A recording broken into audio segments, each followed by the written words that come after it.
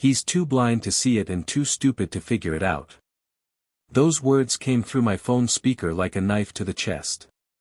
My own son's voice. Mocking me. Laughing at me. And he had no idea I could hear every word. Let me back up. It started like dozens of conversations before. Dad, I need help with rent this month. Patrick's voice carried that familiar strain I'd heard so many times over the years. Just $1,500. I'll pay you back next month, I promise. I was standing in my kitchen in Columbus, watching the afternoon sun filter through the curtains of the house Sarah and I bought 40 years ago. Don't worry about it, son. Family helps family. And I meant it. I always meant it. Alright, well, I gotta go. Love you, Dad. Love you too, Patrick. I waited for the click. It never came. Instead, I heard a soft thud. He'd set the phone down without hanging up. I was about to end the call myself when I heard her voice. Megan, his wife. Did he send the money yet? My finger froze over the end call button. Patrick laughed. That cold, sharp sound I'd never heard him use before. Yeah, just Venmo'd it. Easiest $1,500 ever. I should have hung up. Then. Maybe I didn't want to know what came next. Maybe some part of me already knew. You checked the ATM withdrawals this week? Megan asked. $3,000 on Tuesday. Another $2,000 yesterday. Patrick's voice got quieter, like he was moving to another room. The old man's pin was pathetic to guess. Who uses their wedding date? My hand started shaking. Wedding date. March 15th. 1982. The day I married Sarah. The day I told Patrick about when he was 12 years old, crying on our back porch after his mother's funeral. Tell me about when you were happy, Dad. He'd whispered through tears.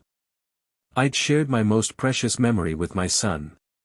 And he'd turned it into a theft tool. He's too blind to see it and too stupid to figure it out. Patrick's words cut through the phone. I've been pulling cash for 8 months. He hasn't noticed a thing. My chest felt tight. 8 months.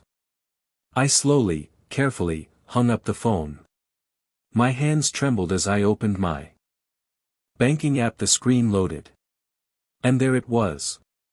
ATM withdrawal, $3,000. 3 days ago, $2,500.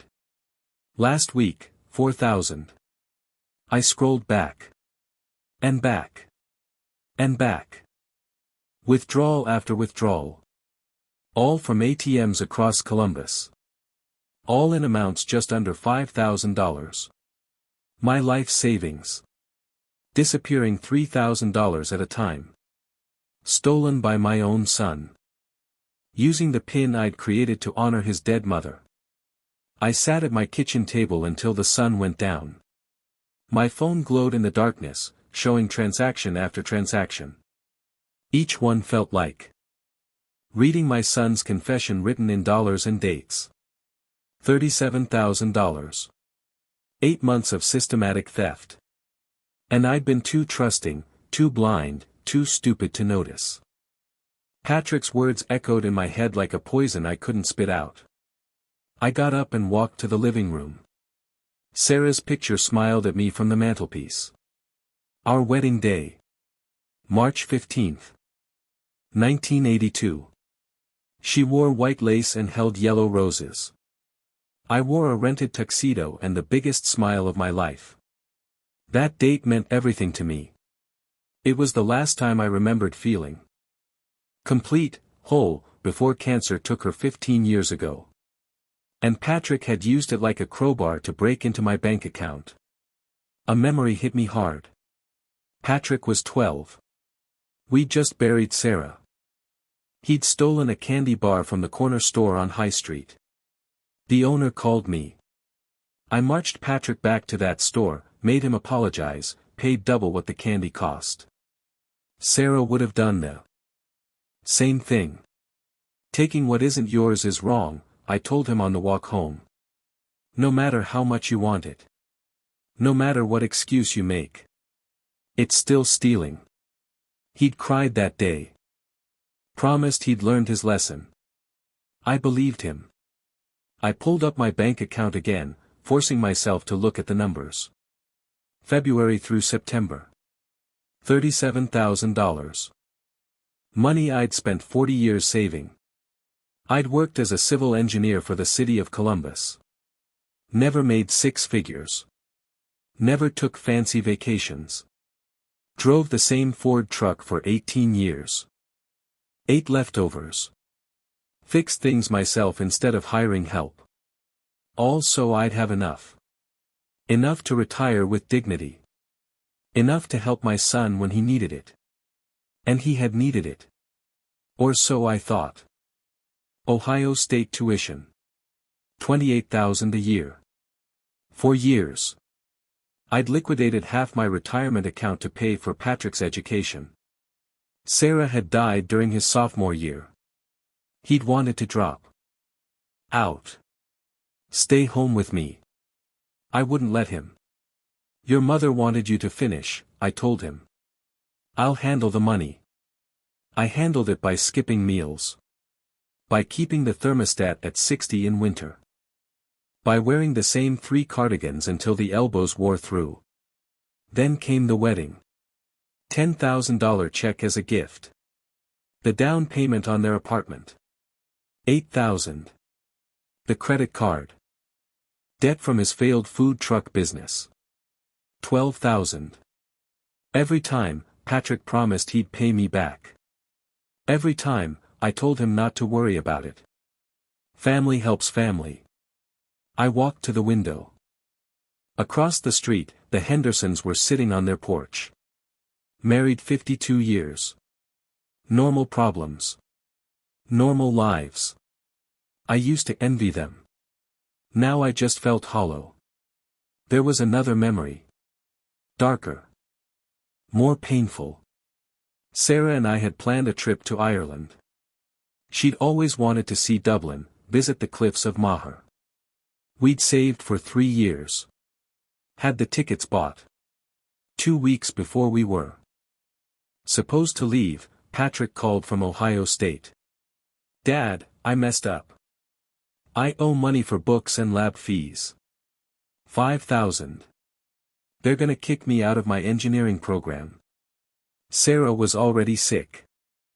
Then. Stage 3. We both knew the trip might be our last chance. But we looked at each other across our kitchen table. And we knew what we had to do. I canceled the flights that afternoon. We never rescheduled. 6 months later, Sarah was gone. Patrick graduated with his engineering degree. Worked in the field for 2 years. Then quit to tend bar because it was less stressful. $5,000. Our last trip together. Traded for a degree he didn't even use. I picked up Sarah's wedding photo. My hands were shaking. She'd given everything for Patrick. Her savings. Her dreams. Her last adventure.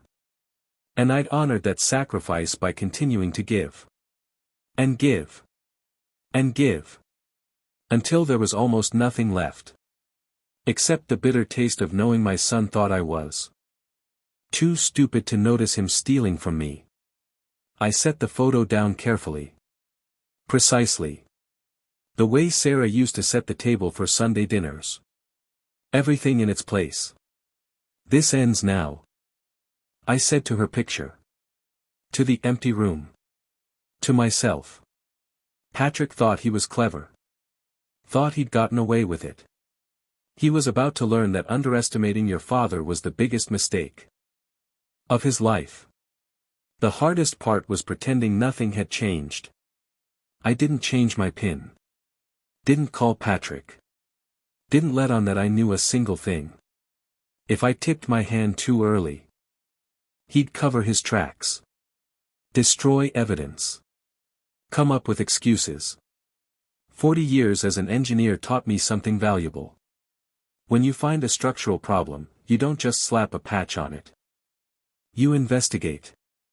You document. You build a case for exactly what went wrong and how to fix it permanently. So I investigated. The Lucky Strike Tavern sat on South High Street in downtown Columbus.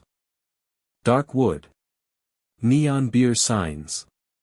The kind of place where bartenders know their regulars by name and drink order.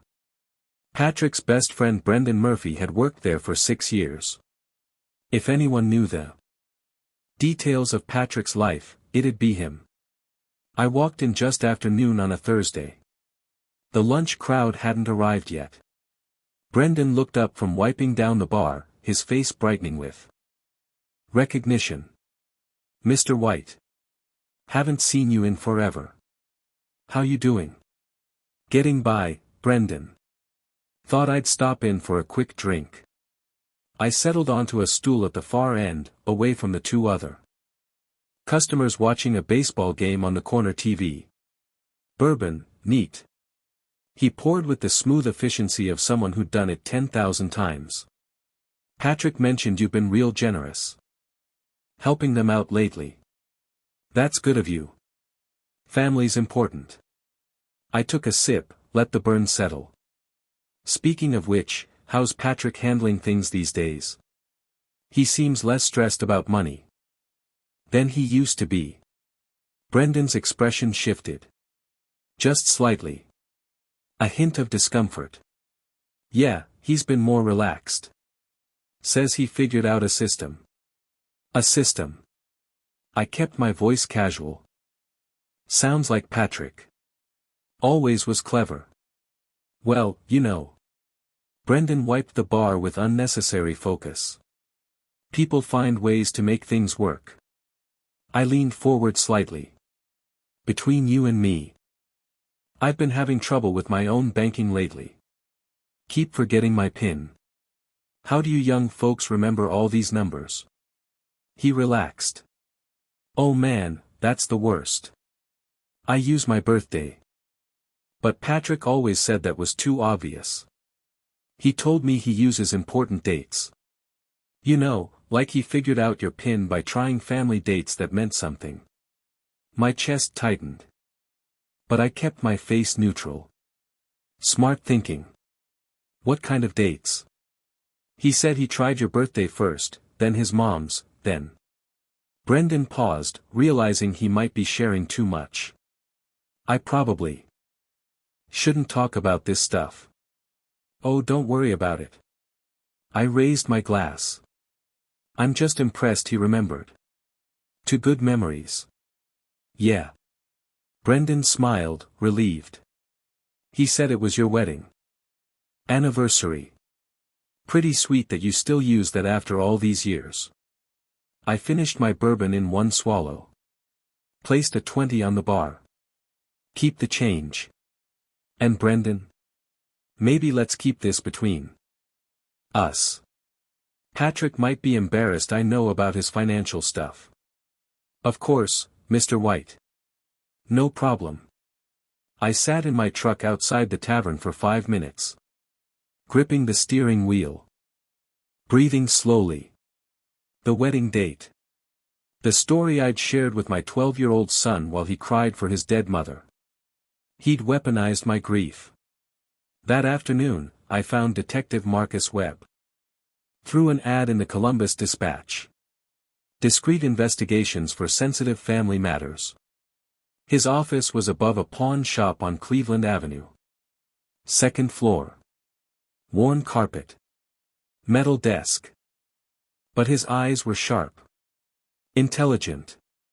37,000 over 8 months, I said, sliding my bank statements across his cluttered desk. "I need to know what they spent it on." Webb was maybe 45. Thinning hair. Scarred knuckles. The kind of guy who'd seen everything twice. "Surveillance isn't cheap, Mr. White. $300 a day plus expenses." "How long would you need?" 2 weeks should paint a clear picture of their lifestyle. I wrote the check without hesitation. Good work isn't cheap. But it's cheaper than bad work later. That's what I used to tell the city council when they wanted me to cut corners on water treatment designs. Webb called me 12 days later. You're gonna want to see this in person. His office table was covered in photographs. Patrick and Megan at Hyde Park Prime Steakhouse. The kind of place where dinner for two runs $300. Megan carrying shopping bags from Saks Fifth Avenue. Patrick wearing a Rolex Submariner that retailed for $12,000. They're living like trust fund kids, Webb said. 4-star restaurants twice a week. Designer clothes. Weekend trip to Chicago last month. Stayed at the Peninsula. That's $500 a night. My money. Funding their performance of wealth. But this is the kicker. Webb pulled out his phone, showed me a screenshot. Instagram post from Patrick's account. The photo showed him holding up a champagne glass. Big smile. Expensive watch catching the light. The caption read, "To family money well spent. Some people know how to enjoy life. Living my best life. Family wealth. Inheritance advance." 347 likes. I stared at the screen. He wasn't just stealing from me. He was bragging about it. Publicly. Mocking me to hundreds of people who had no idea the inheritance advance came from a living father he was actively robbing. Webb gathered the photos into a folder. "What do you want to do with this, Mr. White?" I picked up the folder. Felt its weight. Looked at my son's smiling face in that Instagram photo. Raising a glass bought with stolen money. Wearing a watch purchased with my wedding anniversary. I'm going to have a conversation with my son. And then I'm going to need a good lawyer. Webb wrote a name and number on the back of his business card. Sarah Thompson. Tell her I sent you. She doesn't lose. I drove to Patrick's apartment with the folder on my passenger seat. 38 years ago, I'd driven this same route to the hospital when Sarah went into labor. I remembered the excitement. The joy. The overwhelming love I felt when the nurse placed that tiny baby in my arms. Now I was driving there to confront that baby about stealing $37,000 from his own father. I parked outside their building. Looked up at their second-floor window. Light glowing warm against the evening sky. This was it. The moment everything changed. No more pretending. No more playing dumb. I grabbed the folder and walked to their door. I knocked 3 times. Firm. Measured. The kind of knock that says this isn't a social visit. Patrick opened the door in sweatpants and a stained Ohio State t-shirt. His hair stuck up like he'd just rolled out of bed at 6 in the evening. His face went from confusion to forced brightness. In half a second. "Dad. What are you doing here?" "I know everything." The words came out steady. Controlled. Colder than I'd ever spoken to my son in 40 years. "Return my money." His mouth opened. Closed. "What money?" "Dad, I don't know what you're talking about." I pulled the folder from under my arm. Let the photographs spill onto the table by his door. Bank statements. Surveillance photos. That Instagram post with him holding champagne. March 15, 1982. The date I married your mother. The date you've been using to steal from me. The color drained from his face. Like water from a broken glass. He stepped back. Leaving the door open between us like a shield. "That's impossible. I would never." $37,000. I stepped inside without invitation. 8 months of ATM withdrawals. Every single one just under $5,000 to avoid bank reporting requirements. You thought you were so clever. Who told you that? His voice cracked. The pretense crumbling like wet cardboard. Does it matter? Megan appeared from the kitchen. Her yoga outfit probably cost $300. My $300. Patrick, what's going on? Your husband knows about our little pin arrangement. Arrangement. The word tasted like acid. Is that what we're calling theft now? Megan crossed her arms. Her face hardening into something ugly. You have more money than you know what to do with. Sitting alone in that big house. At least Patrick put it to good use. Good use. I looked around their apartment. New leather couch. 75-inch TV mounted on the wall. All purchased with my memories of Sarah. My wedding day. Turned into their furniture shopping fund. Patrick's shoulders squared. The shame replaced by something harder. Defiant. You should be grateful it was me and not some stranger. At least the money stayed in the family. Grateful. I repeated the word slowly. Like tasting something rotten. Look, Dad. Patrick's voice shifted. Trying for reasonable. You're getting worked up over nothing. It's not like you need the money. What are you gonna do with it anyway? Buy another cardigan. Megan laughed. Sharp. Cruel. He probably doesn't even remember half the stuff he spends money on anymore. The insult hung in the air. They thought I was senile.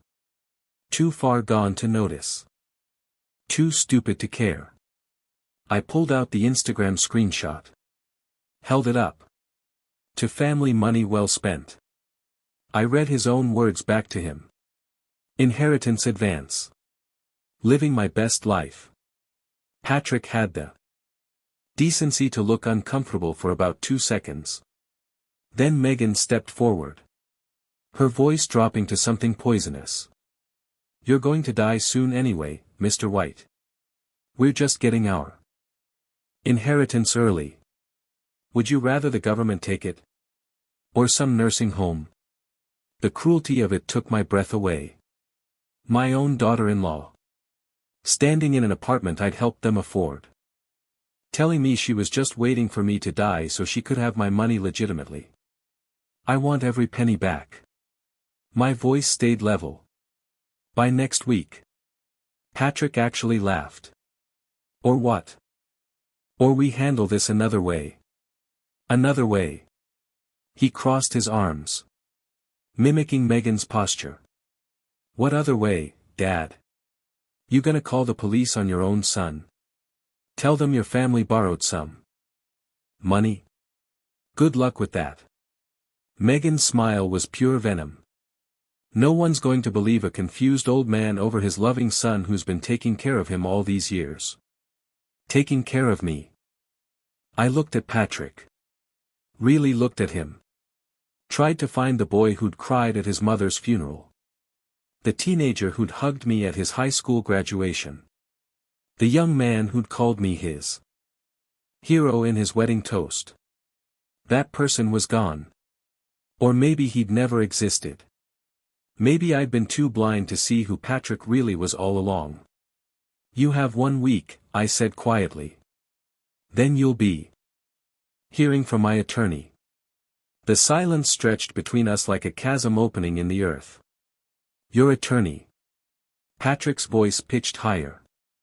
Incredulous. Dad, you can't be serious. I'm your son. And I was your father. Past tense felt appropriate. Neither fact prevented the theft. We'll fight this. Patrick's face flushed red. We'll tell everyone you're having mental problems. That police search we called in.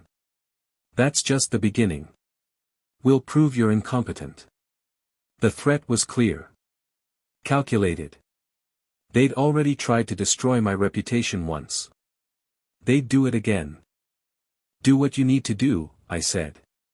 So will I. I turned and walked out. Each step measured. Controlled. Behind me, I heard Megan's sharp whisper. "You idiot. You should have just apologized." Patrick's response was muffled. But I caught the last words. "He's bluffing. Old men don't sue their own kids." I got in my truck. Sat there for a moment with my hands on the steering wheel. Shaking. Not from fear. From rage. From heartbreak. From the devastating realization that my son had become someone I didn't recognize. Someone who'd mock his dead mother's memory for champagne. Money. Someone who'd steal from his widowed father and laugh about it on social media. Someone who'd threaten and manipulate rather than apologize. I started the engine. Pulled away from there. Apartment building. In my rearview mirror, I saw Patrick watching from the window. Phone already pressed to his ear. Let him make his calls. Let him plan his next move. I'd spent 40 years building infrastructure that could withstand floods and earthquakes and the weight of an entire city's needs. Patrick was about to discover that his old man knew a thing or two about building cases. That couldn't be torn down. 2 days later, the knock came at 7 in the morning. Sharp. Authoritative. The kind of knock that means trouble. I looked through the living room curtains and felt my blood run cold. 2 Columbus police cruisers sat in my driveway. Red and blue lights painting my white garage door like a crime scene. 3 officers stood on my porch. 1 holding official papers. I opened the door with steady hands even though my heart was hammering. "Roger White." "That's me." The lead officer was a woman in her 40s. Steel gray eyes. No nonsense expression. "We have a search warrant for these premises based on an anonymous tip regarding illegal weapons storage and potential threats of violence." "Weapons?" I stepped back. "Officer, I've never owned a gun in my life. There's been some mistake. We need to conduct a thorough search to verify that, sir. May we come in?" I didn't have a choice. I stepped aside and watched my home transform into chaos. They were professional about it. Methodical. But that didn't make it less violating. Drawers pulled open. Couch cushions overturned. Kitchen cabinets emptied onto counters. They went through my bedroom. My bathroom. Pulled boxes from closets I hadn't opened in years. Outside, neighbors gathered like spectators at an accident. Mrs. Henderson from next door. We'd lived across the street from each other for 30 years. Shared coffee after Sarah died. I'd fixed her fence after the storm last spring. Now she stood on her lawn with her phone out. Recording. Whispering to her husband with her hand cupped over her mouth. I stood on my own front lawn like a criminal. Like someone who didn't belong in the house I'd paid off 15 years ago. "Sir, you'll need to wait out here while we complete the search." The officer's voice was kind but firm. So I waited. Watched my neighbors watch me. Felt their judgment like heat from a fire. 20 minutes later, I heard a crash from inside. Glass breaking. My chest tightened. The lead officer emerged. Holding something carefully. "Mr. White, we found this damage during our search. I apologize. It was my wedding photo. Sarah in white lace. Me in my rented tuxedo." The silver frame cracked down the middle. Glass shattered across Sarah's face like tears frozen in time. "We've completed our search." The officer's voice pulled me back. "No weapons were found on the premises. Because I don't own any." The tip mentioned specific locations. Basement storage. Bedroom closets. We found nothing to substantiate the claim. Her eyes softened slightly. "We'll file our report accordingly. I'm sorry for the inconvenience." They left as efficiently as they'd arrived. Took their flashing lights and their anonymous tip and their apologies. Left behind overturned furniture and violated spaces and neighbors who'd never look at me the same way again. Mrs. Henderson didn't meet my eyes as she went back inside her house. I walked into my home. Closed the door. Locked it. The living room looked like a disaster zone. Books spine up on the floor. Drawers hanging open. And in the center of my coffee table, that broken frame. Glass scattered across Sarah's smile. I picked it up carefully. My hands shaking now that no one could see. This was Patrick's doing. His retaliation. His warning. My phone buzzed. A notification. Facebook. I didn't use Facebook much. Sarah had set up an account for me years ago so I could see photos of future grandchildren. There were no grandchildren. Just betrayal. I opened the app with trembling fingers. Megan had tagged me in a video. Posted 2 hours ago. The timestamp matched the police arrival exactly. The video showed my house. Police cars. Officers carrying boxes. Neighbors gathering. Mrs. Henderson's shocked face. And a caption that made my stomach turn. Unfortunately, my father-in-law has taken a wrong turn. We're heartbroken but not surprised. Mental decline affects many elderly people, leading to paranoid delusions and accusations against family members. The police found no evidence to support his claims because there was none. Please keep him in your thoughts and prayers during this difficult time. Family first.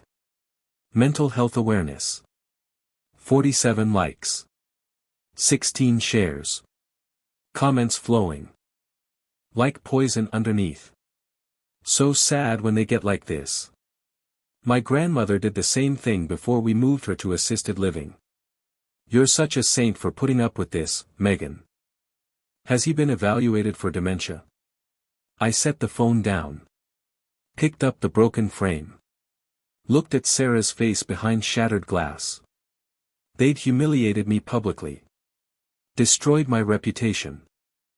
Made me look like a confused old man crying wolf. But they'd made one critical mistake. They'd assumed I'd back down. That shame would silence me. That I'd rather hide than fight. I walked to my desk. Opened my laptop. Searched for one name. Sarah Thompson, attorney at law. Webb's recommendation. The website loaded. Family law. Elder abuse. Financial exploitation. I picked up my phone. Dialed the number. It rang twice. Thompson and Associates. How may I help you? I looked at Sarah's broken picture. At the Facebook post calling me mentally ill. At the chaos of my searched home. My name is Roger White. I need to sue my son for theft. And I need to do it in a way he'll never forget. The appointment with Sarah Thompson was set for tomorrow morning. But tonight. I sat in my kitchen and watched my reputation die in real time. I refreshed the Facebook post. 63 likes now. 22 shares. The comments kept coming. This happened to my uncle. Early stage Alzheimer's. He accused his daughter of stealing his car.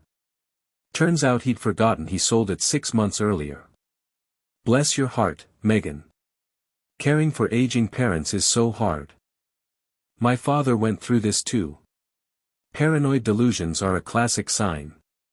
Get him evaluated before he hurts himself or someone else. I set the phone down.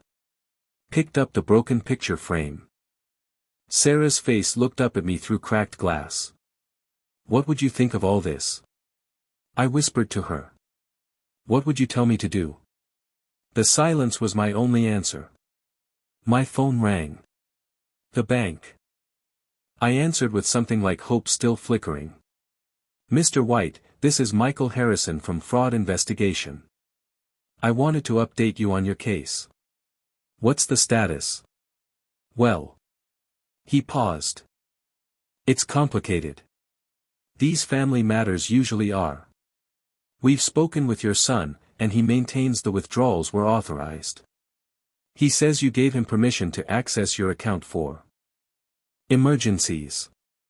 That's a lie. I understand your position, Mr. White. But without additional evidence or a formal criminal complaint, our options are limited. We can freeze your account going forward, but recovering funds already withdrawn. He trailed off diplomatically. What you're telling me is you won't help. We're doing everything we can within our guidelines. Perhaps this is something better resolved within your family. And Mr. White. He lowered his voice. I saw some concerning posts on social media. If you're experiencing any confusion or memory issues, there are resources. They'd gotten to him too. Patrick and Megan's public performance of concern had poisoned even the bank against me. I'm not confused, I said quietly. I'm being robbed. There's a difference. I hung up before he could respond. The house felt too quiet. Too empty. I walked from room to room. Living room still disheveled from the police search. Bedroom where Sarah died. Kitchen where I'd overheard Patrick's mocking laughter through that forgotten phone call. 40 years in this house. 40 years of memories. And now it felt like a museum to someone else's life. Someone who'd been too trusting. Too naive. Too stupid to see his own son stealing from him. I sat at the kitchen table in darkness. Didn't turn on the lights. Just sat there as the sun went down and the shadows grew long. Maybe they were right. Maybe I was just a confused old man making paranoid accusations. Maybe I should drop this whole thing. Let Patrick keep the money. Preserve what little family relationship remained. My phone buzzed. A text from an unknown number. Drop the lawyer or things get worse, old man. You have no idea who you're messing with. I stared at the message.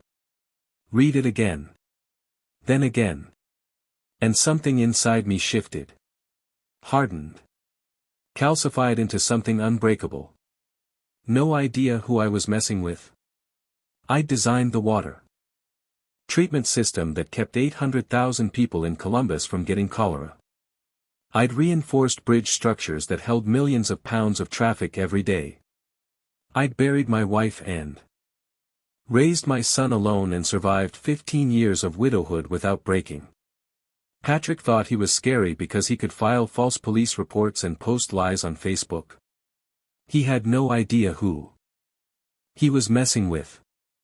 I forwarded the threatening text to Detective Webb with a note. More evidence. Then I opened my email and found the confirmation from Sarah Thompson's office. Consultation. Tomorrow, 9 a.m. I walked to the mantelpiece. Picked up the broken frame. Carefully removed the photograph. The glass fell away in pieces. But Sarah's face was unmarred. Still smiling. Still beautiful. Still the woman who'd made me promise to always stand up for what's right. Even when it's hard. Especially when it's hard. I found a new frame in the hall closet. Slid the photo inside. Set it back on the mantelpiece. Tomorrow, I'd start building my case. Tonight, I'd stop doubting myself. Patrick wanted a war. He was about to get one. And he'd just brought a champagne glass to a structural engineering fight. Sarah Thompson's office occupied a renovated Victorian house near downtown Columbus. Brick exterior. Brass nameplate polished to mirror brightness. The waiting room smelled like leather and old books and the kind of money that didn't need to announce itself. She was younger than I expected. Maybe 35. Sharp navy suit. Handshake like a vice grip. But her eyes were intelligent. Focused. The eyes of someone who'd seen every dirty trick and wouldn't be surprised by one more. Mr. White. She gestured to a chair across from her. Massive oak desk. Tell me everything. I did. The overheard phone call. The bank statements. Web surveillance photos. The Instagram post. The false police report. The Facebook smear campaign. The threatening text messages. She took notes on a legal pad. Her pen scratching across paper with surgical precision. This is actually quite strong. She looked up. The recordings would be helpful. Ohio is a one-party consent state. If you're part of the conversation, you can record it legally. I don't have recordings. Then we'll get them. She slid a business card across the desk. Download this app. It records calls automatically. Start documenting everything. What are we looking at for damages? Theft of $37,000, plus interest, court costs, attorney fees. And potentially punitive damages for the systematic nature of the fraud. Her pen tapped the pad. Your son made a critical mistake. He bragged about it publicly. That shows intent. Premeditation. Consciousness of guilt. How long will this take? I can file within 48 hours. She pulled out a standard complaint form. But Mr. White, I need to be clear. Suing family members creates permanent damage. Are you absolutely certain? I thought of Sarah's broken picture frame. Of Patrick's mocking laughter. Of Megan telling me I'd die soon anyway. I've never been more certain of anything in my life. That evening, I set up the recording app, tested it twice. Then I did something calculated. Strategic. Something Patrick wouldn't expect from his stupid old father. I created a fake email account. Sent myself a message designed to look like an automated bank alert. Suspicious activity detected on account ending in 4721. Multiple large withdrawals. Flagged for review. Please contact fraud department immediately. Security footage from ATM locations will be reviewed within 48 hours. Then I called Patrick. The app silently recording every word. He answered on the third ring. Dad? Everything okay? I just got a strange email from the bank. My voice shook slightly. Not entirely acting. They're saying something about suspicious activity on my account. Silence. I could hear him breathing. Calculating. What kind of suspicious activity? Large withdrawals. They want me to come in tomorrow. Something about reviewing security. Footage from ATMs. More silence. Longer this time. Then his voice came back different. Higher. Stressed. Security footage. From which locations? They didn't say. Just that they've flagged unusual patterns and want me to verify the transactions. I paused. Patrick, do you know anything about this? No, why would I? His voice climbed another octave. Dad, maybe you should wait. Don't go to the bank tomorrow. Why not? Just let me call you back, okay? I need to check something. Check what? I'll call you back. The line went dead. I sat there staring at my phone. The recording app showed 4 minutes and 32 seconds. I played it back. Patrick's panic was obvious. Crystal clear. Consciousness of guilt captured in digital audio. 3 hours later, he called again. I let it record. Dad, listen. About that bank thing. Yes. Look, maybe I did borrow some money without asking. But it's not what you think. I was going to pay it back. There it was. Admission of guilt. In his own words. On a recording that would hold up in any court in Ohio. How much money, Patrick? I don't know. Some. But Dad, we don't need to involve the bank. This is between family. $37,000 is between family. Silence. Patrick, did you steal from me using Mom's wedding date as my pin? His breath caught. I heard it clearly. Dad. Please. If you go to that bank, if you make this official. It'll ruin everything. You already ruined everything. I hung up. The next morning, I met Sarah Thompson at the Franklin County Courthouse. She'd prepared everything. Complaint forms. Supporting documentation. Webb's photographs.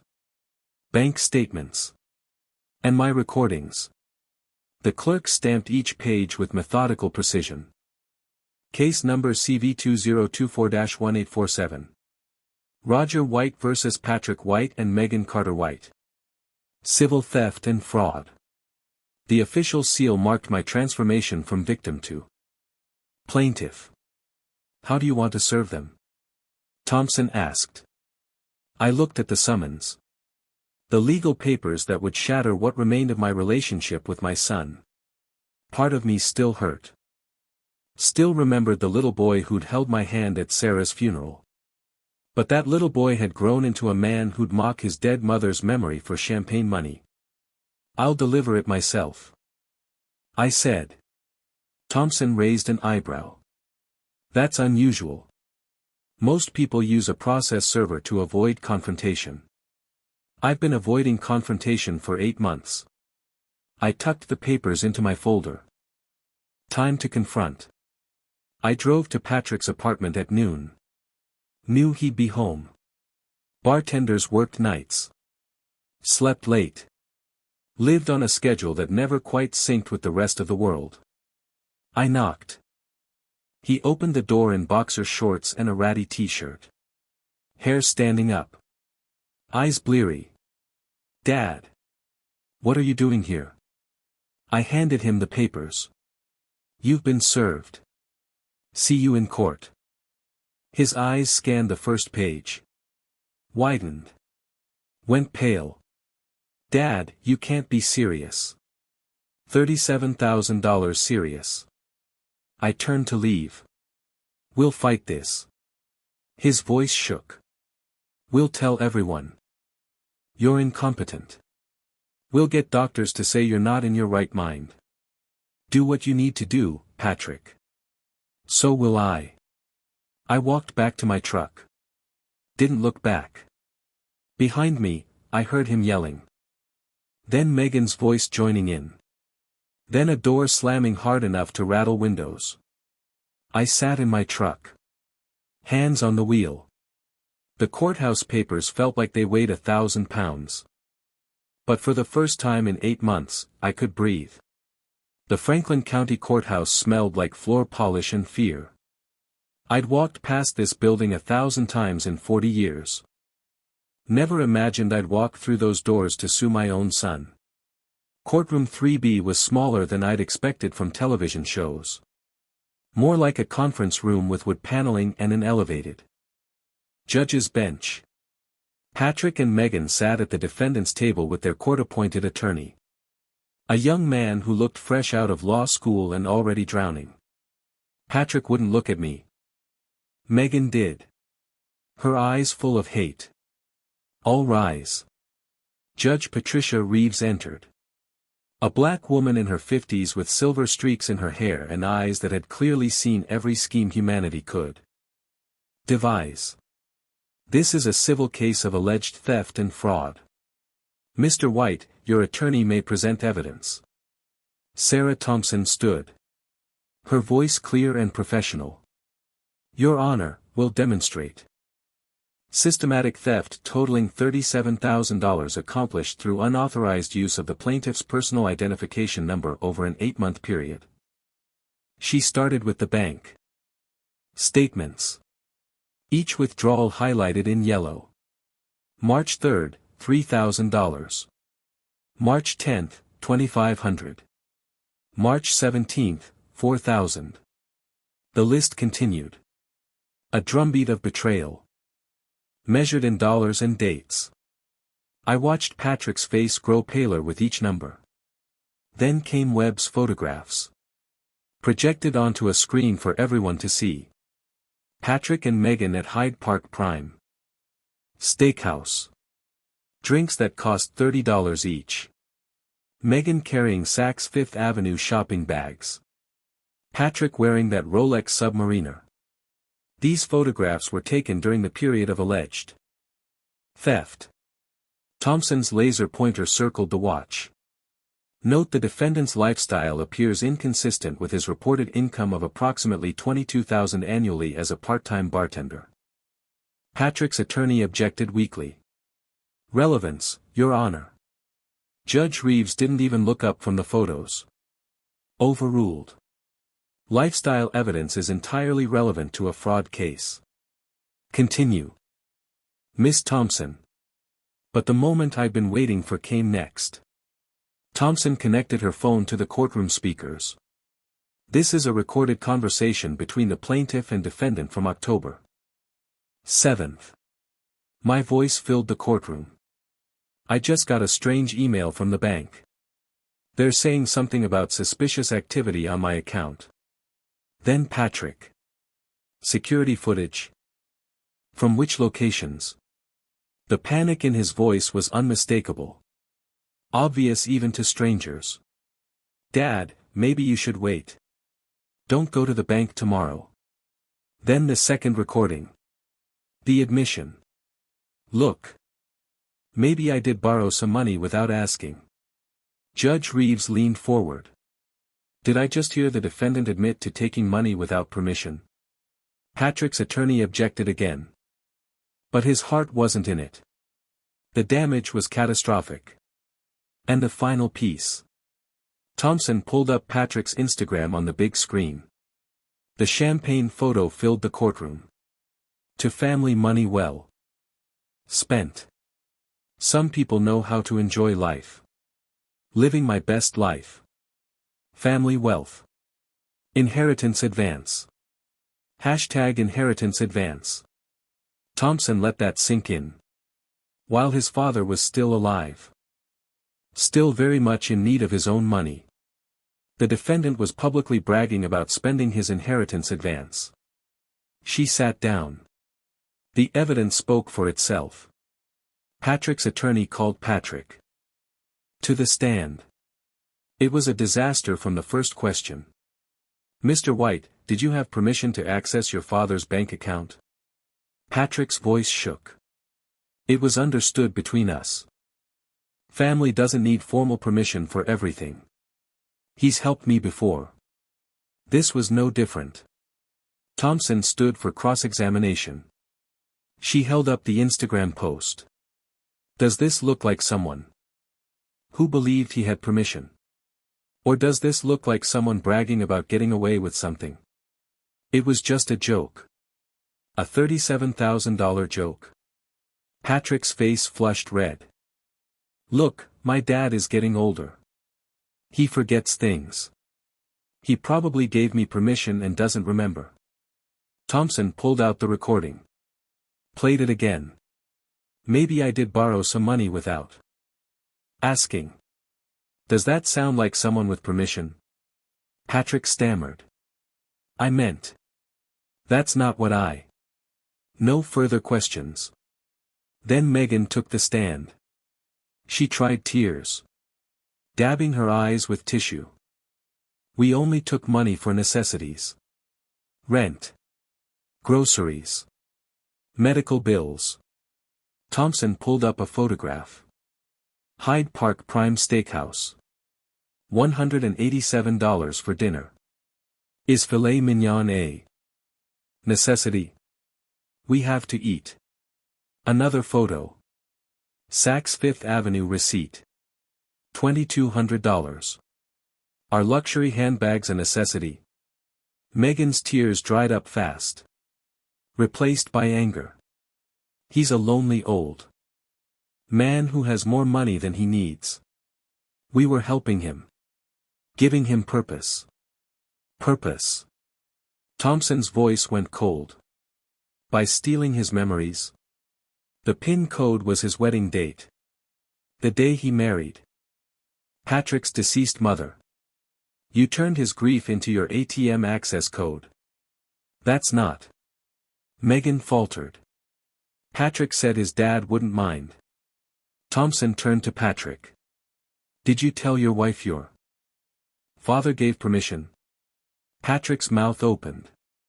Closed. He looked trapped. Cornered.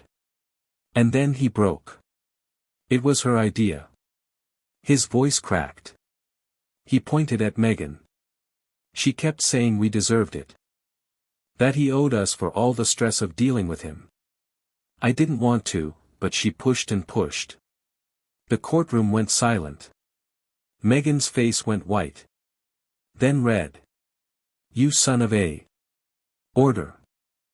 Judge Reeves's gavel cracked like thunder. Mr. White, are you changing your testimony? Patrick put his head in his hands. Started crying. Real tears this time. I'm sorry, Dad. I'm so sorry. I didn't know how to stop. I sat perfectly still. Watching my 40-year-old son weep in a witness chair. Part of me wanted to go to him. Comfort him like I had when he was small. But a larger part. Remembered Too Blind and Too Dumb. Remembered the mocking laughter. The threats. The broken picture frame. Judge Reeves looked at both sides. I'm going to take a 10-minute recess to review the evidence. We'll reconvene for my decision. She stood. Everyone rose. And I walked out into the hallway on legs that barely held me. Thompson touched my arm. That went better than I expected. The breakdown helps us. I nodded. Unable to speak. Inside that courtroom, my son had just betrayed his wife the same way he'd betrayed me. And somehow, that didn't make me feel any better. It just made the whole thing sadder. 10 minutes felt like 10 hours. I sat on a wooden bench in the courthouse hallway. Watching lawyers and families and criminals all waiting for their own versions of justice. Sarah Thompson checked her phone. Paste. Checked again. You did the right thing, she said without me asking. I nodded. Didn't trust my voice. All rise. The bailiff's voice pulled us back inside. Judge Reeves settled into her seat. Arranged her papers with careful precision. I've reviewed all the evidence presented today. This is one of the clearer cases of systematic theft I've encountered. Patrick gripped the table. Knuckles white. The defendant admitted on a recorded call to taking money without permission. Showed a pattern of withdrawals designed to avoid detection. And publicly bragged about spending what he called an inheritance advance while his father was still very much alive and in need of those funds. She looked directly at Patrick. Mr. White, what you did wasn't borrowing. It wasn't helping. It was theft. Calculated. Systematic. And cruel. Patrick's shoulders shook. I find for the plaintiff. The judge's gavel hung in the air like an executioner's axe. $37,000 in restitution for stolen funds. $10,000 in punitive damages for the systematic and intentional nature of the fraud. Plus court costs and attorney fees. Total judgment of $52,000. The gavel came down. Final. Irreversible. The sound echoed through the courtroom like a door slamming shut on. Everything we'd been. Patrick's attorney slumped. Megan's face went from white to red to purple. And Patrick just stared at the judge like she'd spoken in a foreign language. $52,000 they didn't have. Court is adjourned. I stood on shaking legs. Sarah Thompson shook my hand. Congratulations, Mr. White. We'll begin collection proceedings immediately. The hallway was a blur. People congratulating me. Patrick's attorney trying to negotiate. And then Patrick himself. Breaking away from Megan. Catching my arm. "Dad, please." His face was red and wet. With tears. "We can't pay this. You're destroying us." I looked at him. Really looked at him. Saw the boy who'd held my hand at his mother's funeral. The teenager who'd called me his hero. And the man who'd laughed at how blind and stupid I was. "You destroyed yourselves," I said quietly. "I just provided the evidence." Megan appeared behind him. Her hand on her stomach. Protective. And I saw it for the first time. The small swell beneath her shirt. 4 months, maybe. She was pregnant. My future grandchild. Growing inside a woman who told me I'd die soon anyway. Patrick followed my gaze. Saw where I was looking. "Dad, please." His voice broke. "We're having a baby. Your grandchild. You can't do this to us." The manipulation was so transparent it would have been funny if it wasn't so tragic. Play the grandchild card. Make me the villain for enforcing consequences. I pulled my arm free. That child deserves parents who know the difference between right and wrong. Maybe this will teach you. I walked away. Didn't look back. Couldn't look back. Outside, the September sun felt too bright. Too normal. Like the world should have acknowledged that something fundamental had just broken. I sat in my truck. Hands on the steering wheel. The judgment papers on the passenger seat. $52,000. Justice in numerical form. But I didn't feel victorious. I felt hollow. Exhausted. Like I'd won a war by burning down my own house. My phone showed a notification. 3 missed calls from Patrick. 2 voicemails. I deleted them without listening. I drove home through familiar streets. Past the Ohio State campus where I'd paid for Patrick's education. Past the hospital where Sarah died. Past all the landmarks of a life that suddenly felt like it belonged to someone else. In my driveway, I sat for a long moment. Looking at the house Sarah and I had built together. 40 years of marriage. 40 years of raising Patrick. 15 years of widowhood. And now this. I walked inside. The house was exactly as I'd left it. But everything felt different. Heavier. Sarah's picture smiled at me from the mantelpiece. The new frame I'd bought after the police broke the old one. March 15, 1982. The happiest day of my life. Did I do the right thing? I asked her picture. Her smile didn't change. Outside my window, the neighborhood settled into evening. Normal dinners.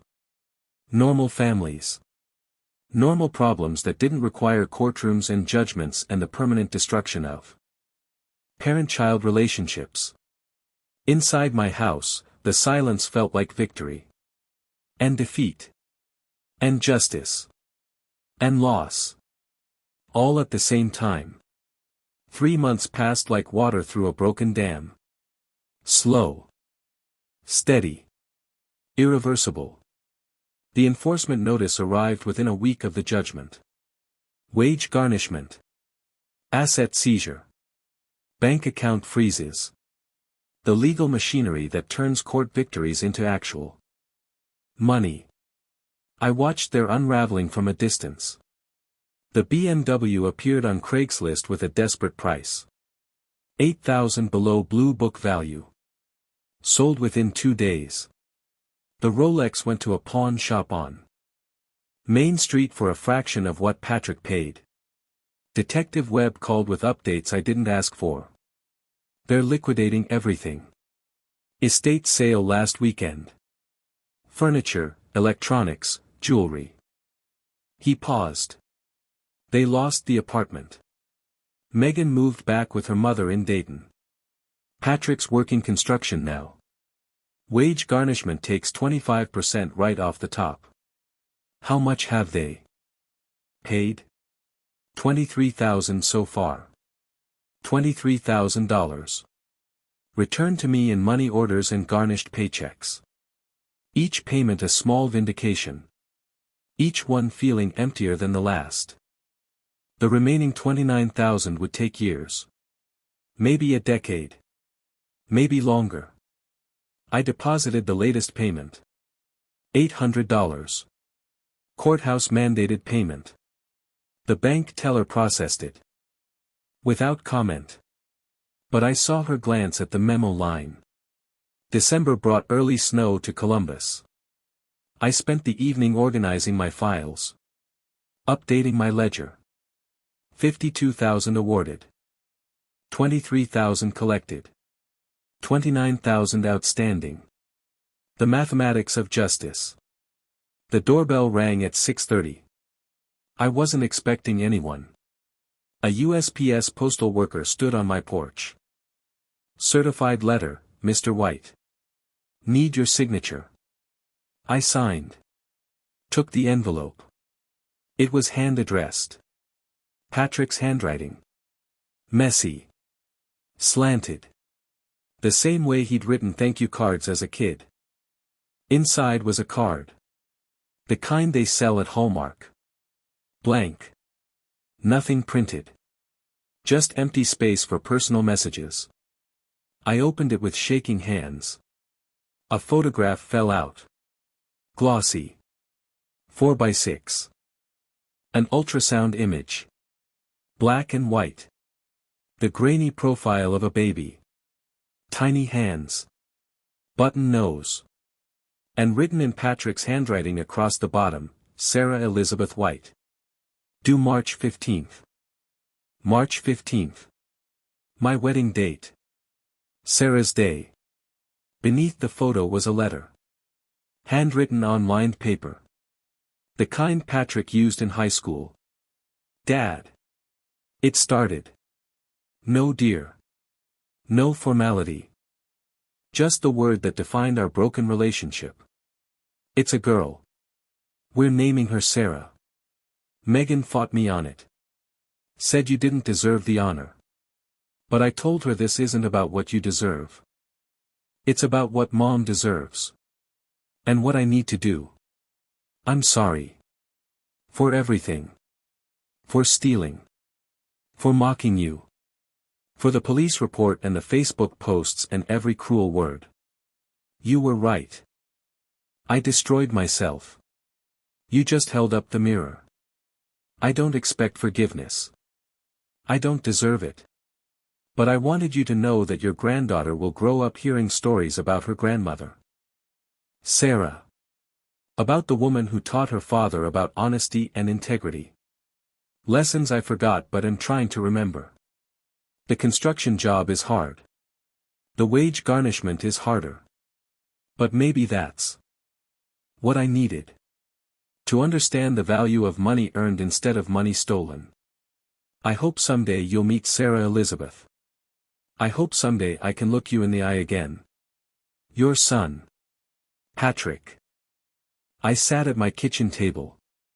Holding that ultrasound photo. And cried for the first time since Sarah's funeral 15 years ago. Big. Ugly. Chest-heaving sobs that came from somewhere so deep I didn't know it existed. Cried for my son. For my wife. For my granddaughter who'd carry Sarah's name. For the years of trust broken and slowly rebuilding. For the price of justice and the cost of love. When the tears finally stopped, I looked at Sarah's picture on the mantelpiece. She smiled back. Forever frozen at 32. Forever beautiful. I know what to do, I told her. The next morning, I called Ohio State University. The development office. 3 hours later, I sat across from a coordinator in a small office overlooking the Oval. I want to establish a scholarship fund. I pushed the check across the desk. $23,000. The Sarah White Memorial Scholarship. For engineering students from low-income families. The coordinator's eyes widened. Mr. White, this is incredibly generous. My wife believed everyone deserved opportunity. I looked out the window at students crossing the quad. Backpacks heavy. Futures uncertain. Just like Patrick had been 20 years ago. This is how I honor her memory. The right way. The paperwork took 2 weeks. But on January 7th, the fund became official. The Sarah White Memorial Scholarship. Full tuition for 1 student per year. Renewable for 4 years if they maintained a 3.0 GPA. The first recipient was announced in February. Maria Rodriguez. First-generation college student. Daughter of immigrants. Perfect grades. Accepted to civil engineering. I met her at the award ceremony. She hugged me. Called me a guardian angel. Told me she'd make Sarah proud. I drove home through Columbus streets I'd known for 40 years. Past Ohio State. Past the courthouse. Past Patrick's old apartment building where new tenants hung curtains in windows. At home, I set the scholarship plaque next to Sarah's photo. The Sarah White Memorial Scholarship Fund. Established by Roger White in loving memory. I'd honored her memory. Protected her name. Turned Patrick's theft into someone else's opportunity. Outside, March 15th arrived on schedule. My 86th wedding anniversary. Sarah's day. And my granddaughter's due date. My phone rang. Unknown number. I answered. Dad? Patrick's voice. Shaking. She's here. Sarah Elizabeth. 7 pounds, 4 ounces. Healthy. Silence stretched between us. 40 years of history. 8 months of theft. 3 months of payments. 1 moment of choice. Can I? Patrick's voice broke. Can I send you a picture? I looked at Sarah's photograph. She smiled back. Always smiling. Yes, I said quietly. I'd like that. The photo arrived 10 minutes later. A tiny face. Wrinkled. Red. Perfect. Wrapped in a pink blanket. And I saw her. Sarah. In the shape of her eyes. The curve of her chin. My wife. Living again in my granddaughter's face. I texted back 3 words. She's beautiful, Patrick. 3 dots appeared. Disappeared. Appeared again. Then. Thank you, Dad. For everything. Even the hard parts. I set the phone down. Looked around my quiet house. At Sarah's picture. At the scholarship plaque. At the ultrasound photo I'd pinned to the refrigerator. Justice had cost me. But it had also saved me. Saved Patrick. Maybe even saved that little girl who'd carry Sarah's name into a future we'd all build together. One careful. Painful. Honest step at a time. Lesson and call to action. Standing up for yourself isn't cruelty. It's self-respect. For too long, I'd confused enabling with love. Confused silence with keeping the peace. But real love sometimes means enforcing boundaries. Real family means accountability, not just unconditional acceptance.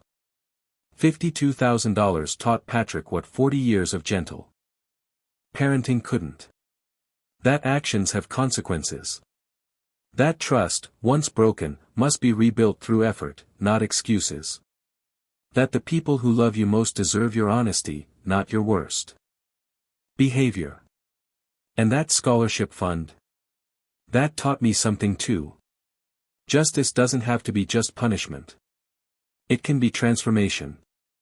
Turning pain into purpose. Turning theft into opportunity for someone who'll actually appreciate it.